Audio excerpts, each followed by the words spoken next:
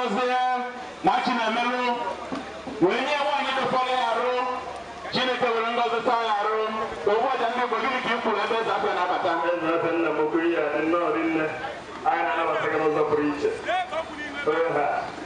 ịma na a na-eme agbụrụ nzete a na-ezeta agbụrụ onye agwa agba person nke afro na-asị ya when you get to that junction take right the guy laugh say this one you know something called Nyanja you see Nyanja the guy in Nyanja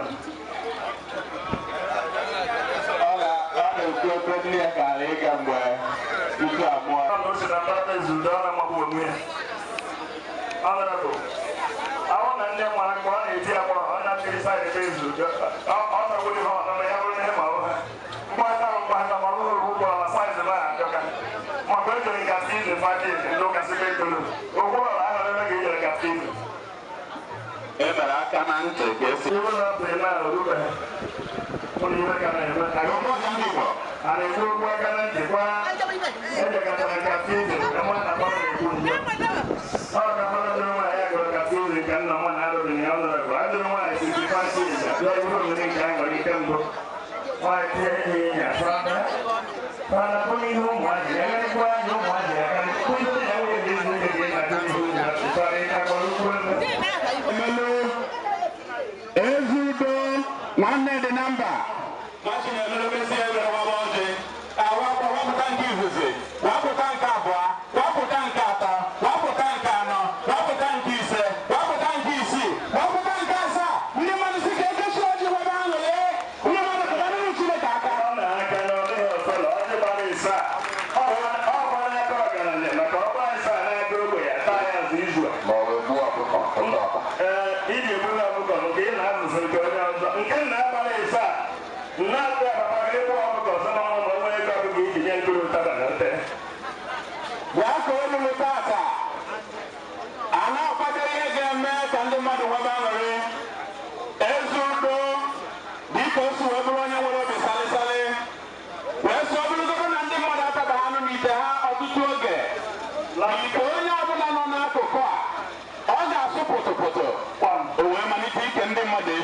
And they don't know who will get another bandit in our control. Watching a ministry when you come to Jezco a mogo. Only Lumuchan Efi. All Lumucha Umuchi, Macanamia, Dapano Probate. What is one of Jezco a mogo? Ekalame.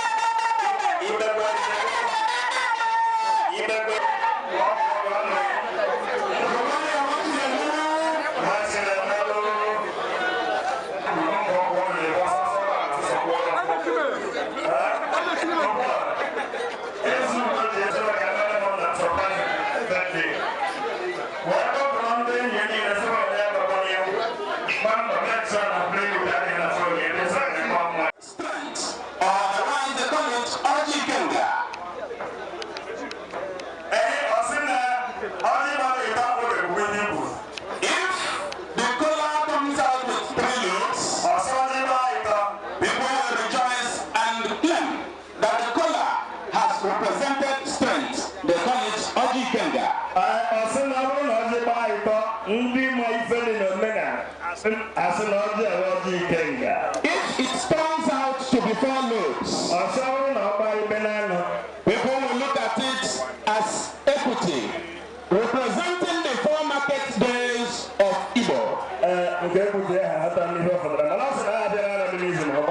Showing that Eke has taken its own, Oye has taken its own, Afo has taken its own, and Eke has taken its own. That is equity. And if the kola continues to bring uploads,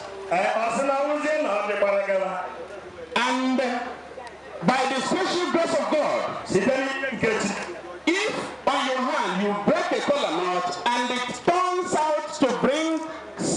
lobes.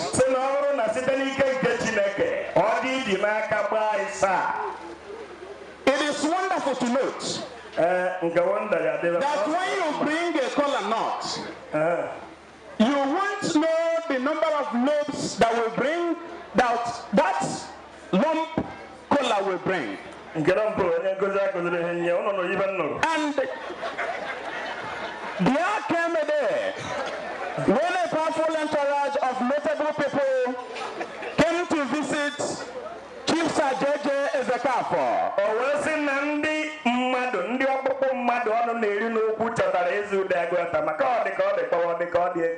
Ezudo went to his barn where he kept his kola nuts.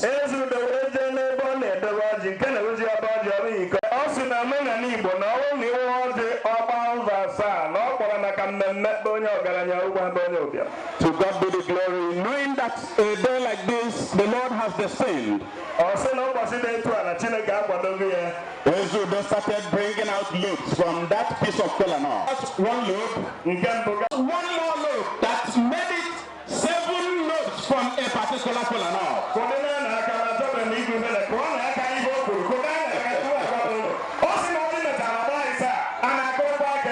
Then we gathered.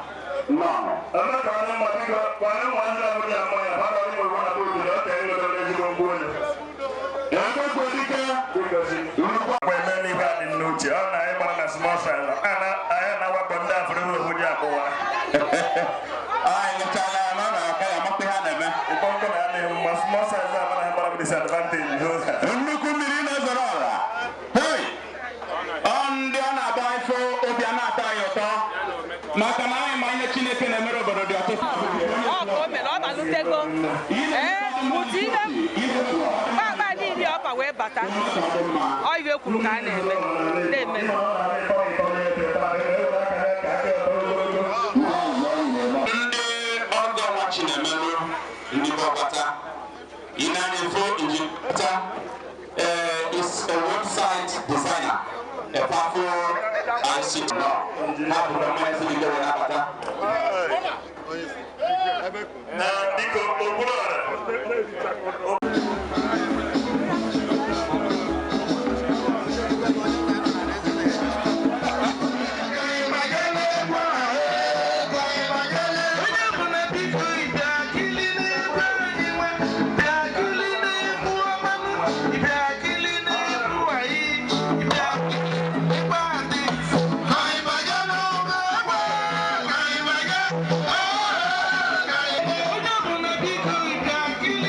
Why?